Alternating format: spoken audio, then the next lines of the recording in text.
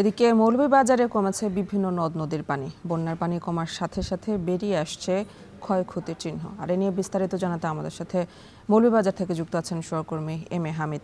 হামিদ, কি পরিমাণ ক্ষয়ক্ষতি হয়েছে বন্যায় জানাবেন আমাদের।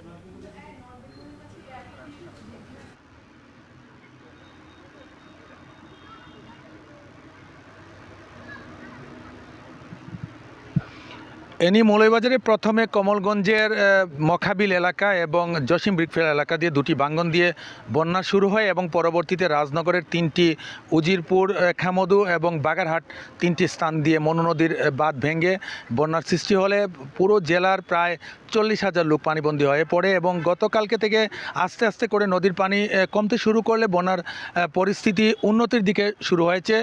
জেলার ত্রাণ ও পুনর্বাসন কর্মকর্তা মোহাম্মদ সাদুমি আমাকে জানিয়েছেন যে এই মুহূর্তে জেলার 7,308টি পরিবারের প্রায় 26,545 জন লোক পানিবন্দী রয়েছেন এবং ক্ষয়ক্ষতি হয়েছে প্রায় 3,617টি বাড়িঘর ক্ষয়ক্ষতি হয়েছে এবং দুটি শিক্ষা প্রতিষ্ঠান ক্ষয়ক্ষতি হয়েছে এবং সড়ক পথের ক্ষতি হয়েছে 82.45 কিলোমিটার। এছাড়াও 5টি সেতু কালভার্ট ক্ষতি হয়েছে। আমি যদি কৃষির কথা বলি সেক্ষেত্রে জেলা কৃষি সম্প্রসারণ অধিদপ্তরের উপপরিচালক মোহাম্মদ জালাল উদ্দিন আমাকে জানিয়েছেন যে আজকে সকাল পর্যন্ত 248 হেক্টর আউশ ধানের ক্ষতি হয়েছে এবং আমন ধানের বীজতলা 86.50 হেক্টর ক্ষতি হয়েছে এবং অপরদিকে সবজির ক্ষতি হয়েছে 64.50 হেক্টর।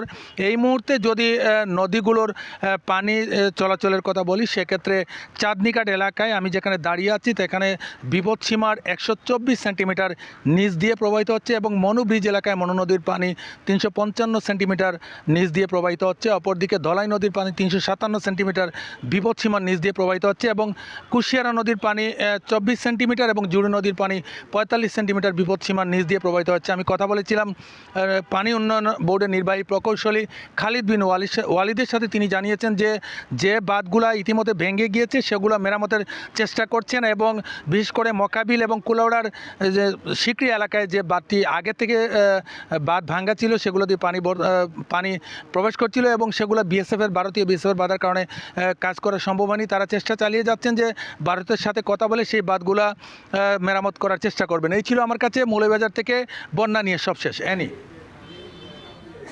মৌলভীবাজারের বন্যা পরিস্থিতি নিয়ে জানাচ্ছিলেন সহকর্মী এম এ হামিদ।